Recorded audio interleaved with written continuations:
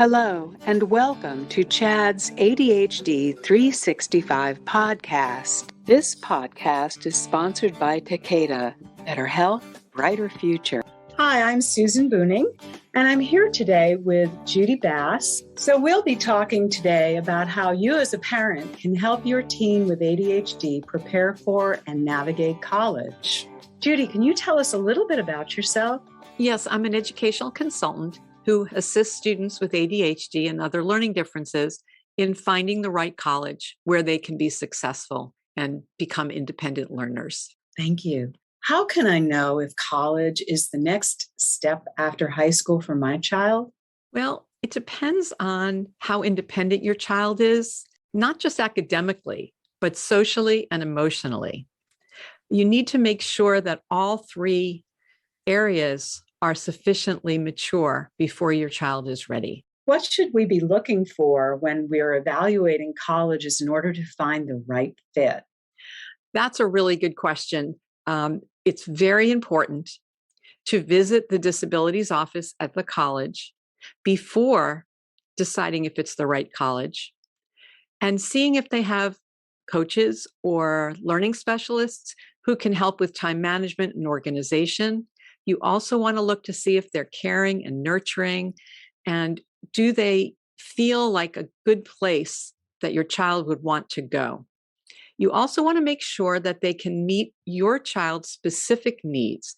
Accommodations are very broad, and some colleges do a great job, for example, of providing accommodations for dyslexia, but not necessarily for ADHD. So you need to ask those specific questions. With the standardized tests that are required for applying to colleges, how can I help my child and find accommodations that enable them to be successful? One of the good things now is that many colleges have gone test optional. They're not requiring the test scores, and so there's less pressure to take them. However, high schools apply for the SAT. It's very common for the high school counselors to be familiar with how to apply. So you would go to your counselor and say that you were looking for accommodations and request them. On the ACT, however, it is less common. And sometimes you do need to learn about it yourself so that you can help the school apply for the accommodations. When I work with a family, I help walk them through the process so that they are familiar with the info they need to get those accommodations. But keep in mind that the right fit is important. And even if a college is test optional, you still need to look to see what the academic level of that college is, because you want your child to be successful once he or she gets there, not just to get in. What strategies can I use to help my teen with writing college application essays and preparing for on-campus or virtual interviews? The best way to help with college essays is to seek outside help. Parents are too close to the subject matter. It's very difficult to be objective. And I think that there are so many resources out there. There are free websites, there are boot camps, there are one-to-one writing coaches. So there's something that everybody can find that will give you the tools to help with the strategies. In terms of the applications, often the schools will be helping students with that. But again, if you are familiar with the applications and you want to help that part, you can, but it's also better if you can find some online YouTubes on how to do it, or a one-on-one person. That might be a better choice. What if college is not the best next step for my child after high school? Let's talk about what other options there might be for them. There are plenty of options for students who are not ready for college, and for students for which college is not going to be in their future. There are transition programs and gap year programs.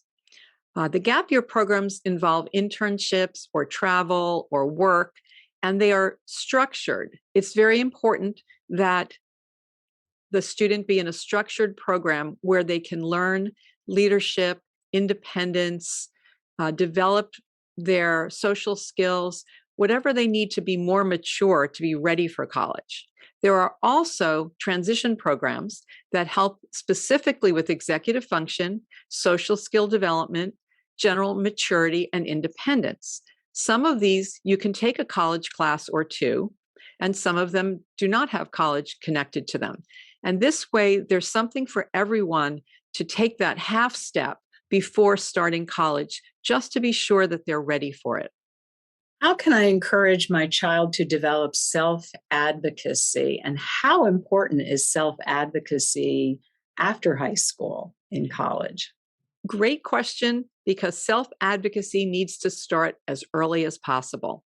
Think about a 5-year-old child going to the doctor with her mom, and the doctor asks the child, "How are you feeling today?" Who generally answers? It's usually the mom. It's just our habit.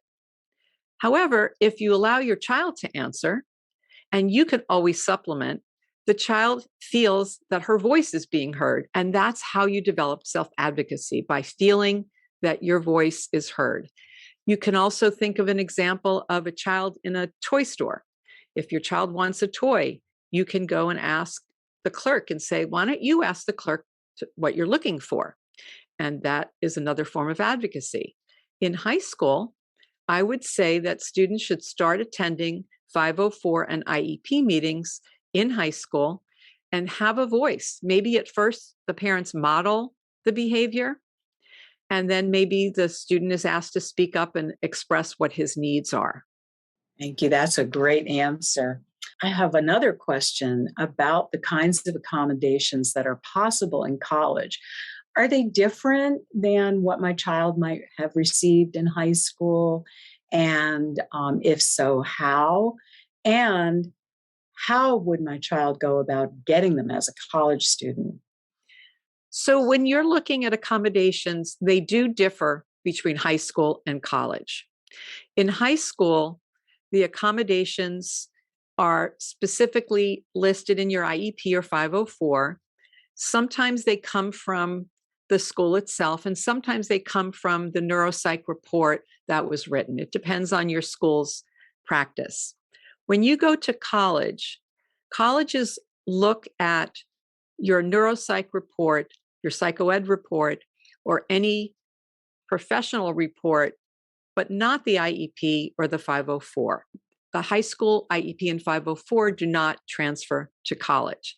So when you're going to college, you want to think about, what are some of the accommodations I need and why do I need them? And when you go to look at the college, you would start by meeting with the learning specialist or the director of disability services, and you would ask them if they offer certain accommodations that you need. Before you accept an offer, you want to find out, for example, if you need a note taker. Not only do they provide a note taker, but how do they provide a note taker? Is it anonymous, or is it you asking a classmate to take notes? It's very important that the accommodation be anonymous. And often what happens is a student in the class volunteers to take notes, and no one knows who that student is other than the professor. And the student then either uploads the notes or brings them to the learning center, and you and maybe 3 or 4 other students in the class pick them up. So you don't know who the note taker is, and they don't know who you are. And that's a true accommodation. So it's very important to ask how things are implemented. Getting extended time is another example. By law, colleges need to provide basic accommodations. For example, if you are entitled to extended time, that does not include a distraction-reduced setting. So you want to find out if the college also has a learning center or a location where you can take the test, either in a small group or in a private room. Again, asking specific questions is what gets you the accommodations. Some other accommodations that are in college that you don't think about in high school would be priority registration, where you can register before the other students in your class. And this can help you get a balanced course load, not have too many heavy reading assignments or reading courses in the same semester, having space between your classes, which is something I recommend for students with ADHD. It seems counterintuitive, but you would want to have at least 2 or 3 hours between classes to be able to focus on each class. And then the middle becomes more of the school day and creates more structure for the student. Other than that, foreign language substitution is another example of an accommodation that must be written into your neuropsych report, but that is one that you can get. Sometimes they offer late class starts. That's something you can ask about. And that way, if you are not an early morning riser and you really have difficulty in the mornings, you can start at 10 o'clock in the morning for a class. So those are just some examples. Well, let's back up just a little bit to the question about standardized tests. What sorts of accommodations might there be available if my son or daughter is required to take those standardized tests or any other kind of testing in order to attend a college of their choice? When you're looking at accommodations, you want to see, you can look online to see what's offered for the SAT under College Board and for the ACT under ACT.org. If you have an accommodation in your IEP or 504, that accommodation should be allowed for either test. So what I recommend is looking at that, going in to talk to the counselor and requesting those accommodations. Most students will be asking for extended time, time and a half, maybe double time. On the SAT, if you are requesting 50% extra time, it's all in one day, which is a 6-hour test. If you request and receive 100% extended time, it's over 2 days, which is 3 hours approximately each day. For the ACT, there is another accommodation that is called multiple day testing. For students with ADHD, this is one of the best accommodations. You have a 2-week window in which to take 4 sections of the test: English, math, reading, and science. If you're time and a half, the longest you sit is 90 minutes for the math section. And you can take them every other day, you can take breaks, and you're taking it in your home school. This is very important, though, that the words breaking up a test or breaking up a test over several days or not testing for more than 2 hours at a time needs to be written into the IEP or 504. That is very important in order to get this accommodation. Oftentimes, people don't think about that because they're not thinking about these tests. But if you have final exams, for example, that are 2 hours each, your school is not going to make you sit for 5 hours if you get 2.5 hours and 2.5 hours. They're going to move one of those tests. That's what you can explain as far as the ACT goes. That's the same thing. I can't sit for a 6-hour test, but I can sit for a 2-hour test. And so that's a really important accommodation. Another one is answering on the test booklet and not bubbling in on the Scantron for tracking. There are accommodations for audio readers. So if you do have a reader, that's important. There are accommodations for large print.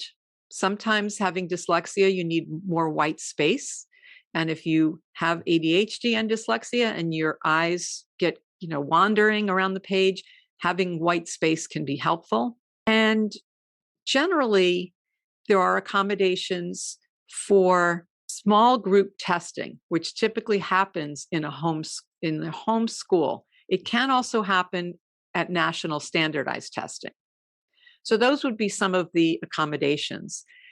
What I would say is students should not stress over these tests. Yes, it is important to do some test prep, but the test prep should be maybe 4 or 5 sessions just to familiarize yourself with this process and with the structure and with some strategies of the test. But if the students don't know the material, it's not that important to focus on the material for the test. It's more important to focus on schoolwork and getting good grades. These tests are part of the application process, but they are not the only factor, and they should be downplayed for students who have that serious anxiety about test taking. They're not going to make or break their college admissions. It's just one factor. What if my child has ADHD, but does not have an IEP and does not have a 504 plan in their high school years and has been able to function through school and do pretty well with the kinds of supports that he or she has at home and, with informally requesting certain accommodations from teachers? Now my child is going to college, and I do not know how this is all going to translate in a college environment. What kinds of supports might still be available for my child, and what should I be paying attention to as we're looking at this transition from high school without any accommodations and entering college? That's an excellent question. And first, let me add in something you had asked before about the right fit. It's very important when you have a student with ADHD to make sure that the type of learning environment itself is the right one. So, for example, students with ADHD do really well in small interactive classes where there's discussion going on and it's active learning, and they can develop relationships with their professors because that's what holds them accountable and that's what leads to success. At home, you often have a parent, a tutor, or a teacher providing some of that. And when you get to college, it's all stripped away. All that scaffolding is gone. So if you have been providing a lot of that structure, your child will need some support. So there are a couple of things that can be done. One is get some psychoed testing over the summer before going to college. As I said earlier, that is what colleges look at. You can say that I've been getting informal accommodations, but I decided to get the testing because I know I have ADHD and I know you require this in order to get accommodations. And then you will have no issue getting accommodations. One thing about colleges, they are not looking to limit the number of accommodations. They are welcoming the accommodations to help you be successful. In a college that really cares about helping students with learning differences in ADHD, they're going to do everything they can to help you succeed your freshman year because their retention rate is part of their reputation. If students cannot make it through the first year, those numbers are posted and that college's reputation is not very strong. So if you are going to a college that you have a learning specialist who wants to help you, they truly do. And the professors will also. So what that means is if you don't have testing, there are still academic resource centers. There are tutors. There are often coaches on campus, executive function coaches that either you can pay a fee for the semester or that are free. They might be graduate students, but you really want to set your child up ahead of time with a coach that he or she meets with weekly. For the first semester, I always tell students, just commit to the first semester. After that, if you feel like you don't need it, fine. But 99% of the time, they see the benefit at that point. And it's very easy to fall behind early without that structure in place. Keep in mind that at home in high school, students are structured 7 hours a day from period 1 to period 8 through school. When they get to college, they're only in class maybe 3 hours a day. The rest of their day is completely unstructured. And if you know an ADHD student, you know how challenging that can be. So I recommend that they create a calendar and structure their day, including meeting with that coach so that they know what they should be doing, including their free time. They know what they should be doing every minute of the day, and they build in study time. And a coach can help them stay on track. If they fall off track, it's very hard to get back up. It's not as easy as high school. In high school, you sometimes have the end of the marking period coming. You can hand in all your work. You cannot do that in college. So falling behind becomes so overwhelming that they just can't manage to keep up. Is there anything that I haven't asked you about that you'd like to tell the parents who are listening? I would say that it's very important to visit colleges for your child to have that concrete experience. You don't have to visit every college, but they need to step foot on campus, even if they don't feel like they're ready to go, because sometimes the spark of being on campus and seeing something they like causes that light bulb to go on. And suddenly they have a motivation to do well in school and to focus because they want to go to this college. And now they see why they need to do well. And sometimes that makes a huge difference. Other than that, it also gives them the experience of what it's like to be on a college campus. And they might need that whole year to adjust to the idea that they will be a college student the next year. Thank you very much. This is very helpful. This podcast was sponsored by Takeda. Better health, brighter future. Thank you for listening to another episode of Chad's ADHD 365 podcast.